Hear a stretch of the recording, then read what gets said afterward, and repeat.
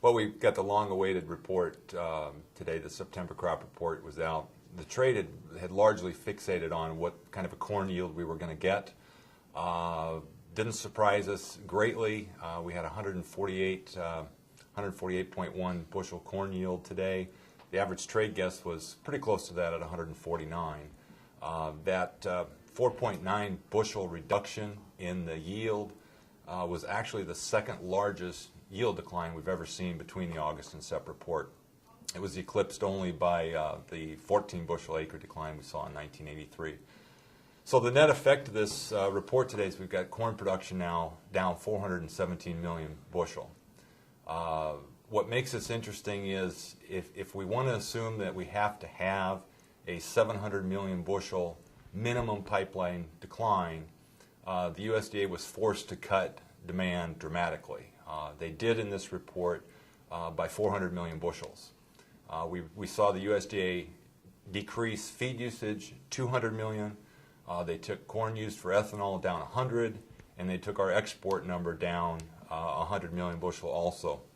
And that's leaving us now with a 672 million bushel carryout, again in that ballpark 700 million range. The big question we're going to fight now going forward is, have we done that? We won't know for quarters, several quarters perhaps, whether we're actually getting that rationing job done.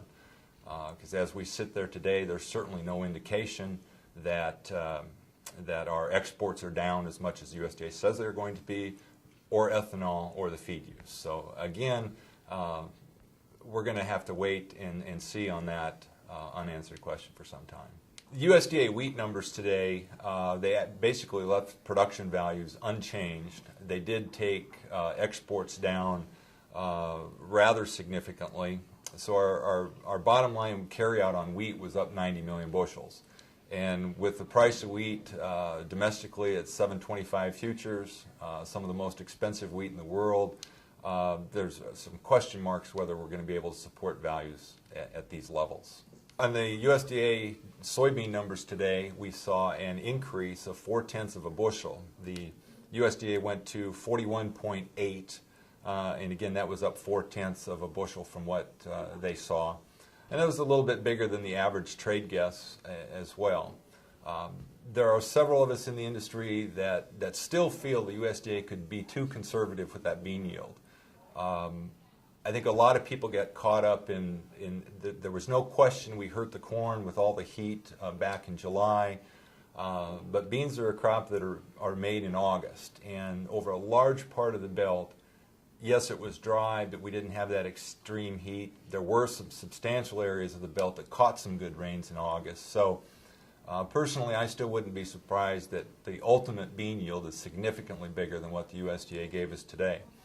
But still, with production up 29 million, they did increase exports 15. So the net effect was we had a 10 million bushel carryout increase in the soybeans. The significance of this report, again, all came down to corn yield. The average trade guess, again, was 149. The government was 148.1. But there's a substantial number of industry analysts that suspect the corn yield is even lower than what the USDA gave us today. So there'll be a lot of anxiety going forward. Did the USDA catch the full yield decline in this report? One other thing that they didn't do, there's still questions on the acreage.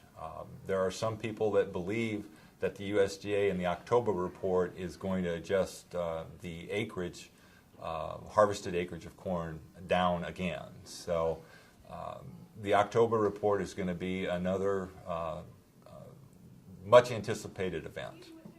So as we sit here to kind of wrap things up, we look at an arguably bearish number on beans today, bearish wheat numbers today. Couple that with the outside markets. We've got a Dow futures down sharply this morning. Some of the other outside market influences are a little negative. I think that's probably going to weigh on corn price here a little bit today too to get the session started.